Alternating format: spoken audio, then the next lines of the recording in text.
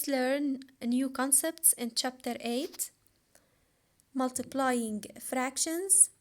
I want from you to write as irreducible fractions. Part A. I have the product of the two fractions 2 over 7 and 3 over 5, and I want to get an irreducible form.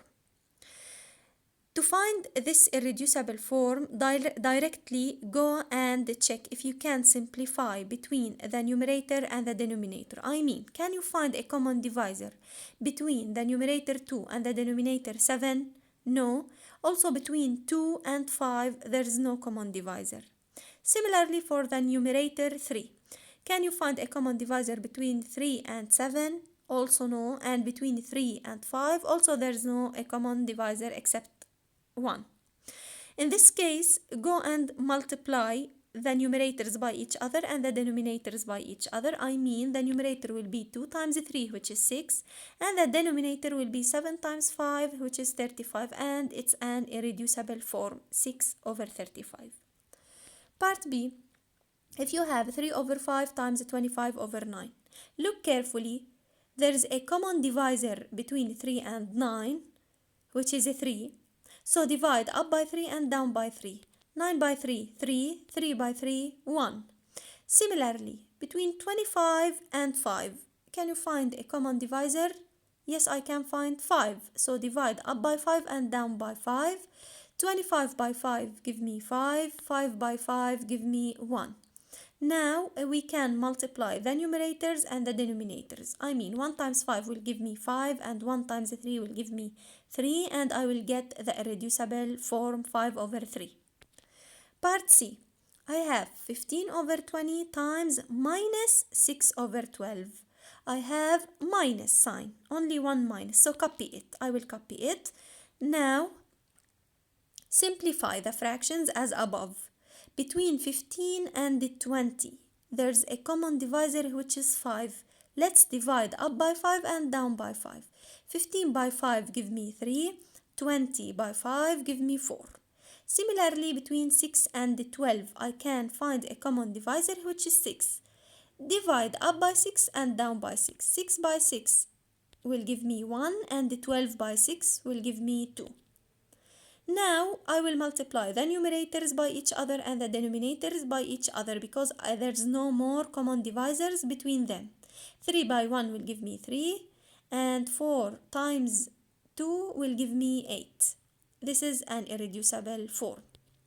Part D. I have minus 21 over 8 times minus 3 over 14. I have minus in the first fraction and minus in the second fraction. Minus times minus is a plus. So there's no need to write any sign. Now let's simplify. Between 21 and 8, there is no common divisors except 1. So I can't simplify. Between 21 and 14, there is 7. So divide 21 by 7 and 14 by 7. 21 divided by 7 will give me 3. 14 divided by 7 will give me 2. Now between the 3 and 2, there is no common divisors. Between 3 and 8, also there is no common divisors. Now I will multiply. 3 times 3 will give me 9, and 8 times 2 will give me 16, and I get an irreducible form. Now power of a fraction.